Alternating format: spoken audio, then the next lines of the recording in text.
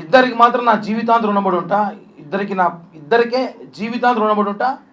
వాళ్ళకి నేను చచ్చే వరకు కూడా రుణం తీర్చుకోలేనంత రుణం చేయలేనేమో.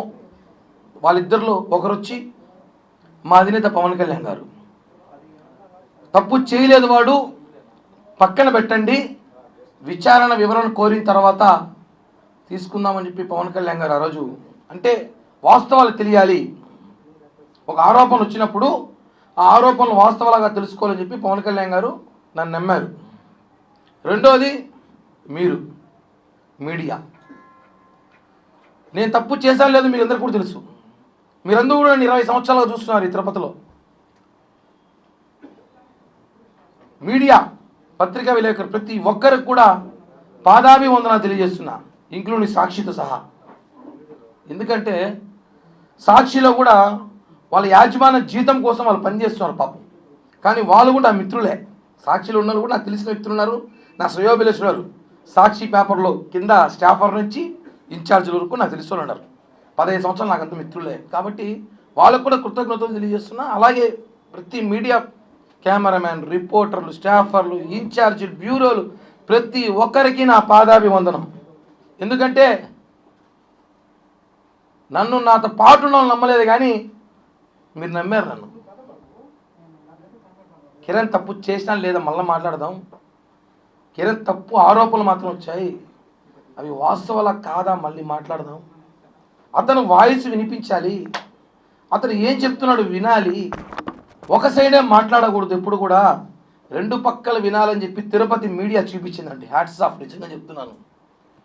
మీరు కానీ లేకపోయి ఉంటే నిజంగా కిరణ్ రాయల్ అనే వ్యక్తి ఈరోజు ఫోటోలు పూలమాలేసి కూర్చునేవాడు. మనము వాస్తవం చెప్తున్నా. అంత ఇబ్బంది పెట్టారు నన్ను మానసికంగా, నా కుటుంబాన్ని, నా చిన్న పాపని, కులాన్ని. 20 సంవత్సరాల తిరుపతి రాజకీయాల్లో కిరణ్ రాయల్ అనేవాడు మాత్రం బలిజోడు. మొన్న వచ్చేసరికి సమస్య వచ్చేసరికి కిరణ్ రాయల్ బలిజోడు కాదని చెప్పి వైసీపీ నేతలు మాట్లాడటం. ఎన్ని విధాలుగా వ్యాపారాలు అంటాడు, ఒకడు రకరకాలుగా అంటాడు. నేను ఒకటి అడుగుతున్నాను, తిరుపతి ప్రజలు కూడా తెలుసుకోవాలి విషయం ఏమంటే, ఒక సామాన్యుడు రాజకీయాలు తిరుపతిలో చేయకూడదా?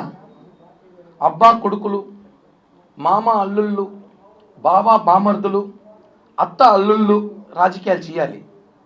ఒక సామాన్యుడు ఒక రోడ్డు పైన వ్యాపారం చేసుకున్నాడు కావచ్చు, ఏదో వ్యాపారం చేసుకున్నాడు కావచ్చు, చిన్నపాటి ఉద్యోగస్తుడు కావచ్చు, వాడు రాజకీయాలు చేయకూడదని చెప్పి చరిత్రాంగ రాజ్యాంగం ఉంటే చెప్పండి రా బాబు, రాజకీయాలు ఆపేసేది వ్యాపారాలు చేసుకుంటాం.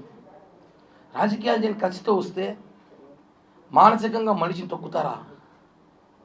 అంటే మీరు చేసింది ఆరోపణలో కుట్ర కిరణ్ రాయల్ మీద కాదు, ఒక కులం మీద. తిరుపతిలో కాపులు ఎదగకూడదా? అంటే ఏంటి?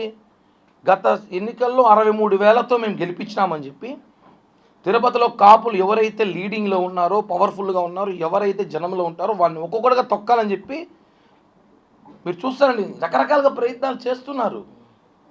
అంటే ఎట్ట అగ్రకులాలలో మేము కాపులు ఉండకూడదా, రాజకీయాల్లో కాపులు ఉండకూడదా, బలిజలు ఉండకూడదా, ఉంటే వాడిని ఏ విధంగా తొక్కాలే ప్రయత్నం చేస్తారా? నేను మొదటి రోజు చెప్తున్నాను, అది ఓన్లీ కేవలం ఆ మహిళకు నాకు ఆర్థిక లావాదేవీలు మాత్రమే ఉన్నాయి. అందరికీ ఇప్పుడు ఇక్కడ ఎంతమందికి అప్పులు లేవు? మీకు అప్పులు లేవా? ఈ తిరుపతిలో ఎవరికి అప్పులే లేవా? అందరూ నిజాయితీగా డబ్బులు తీసేసుకుని పర్ఫెక్ట్గా కట్టేవాళ్ళు చెప్పండి, సన్మానం చేస్తే ఇంటికి వచ్చి. అప్పులు, ఆర్థిక లావాదేవీలు, వ్యాపారాలు వేరండి. దాంట్లో ఉన్న లావాదేవీలు, గొడవలు జరుగుతాయి, డబ్బులు తీసుకున్నప్పుడు జరుగుతారు. తీసుకున్నప్పుడు ఒకరోజు సమయానికి ఇవ్వలేకపోతాం, ఒక నెల ఇవ్వలేకపోతాం, ఒక సంవత్సరం ఇవ్వలేకపోతాం.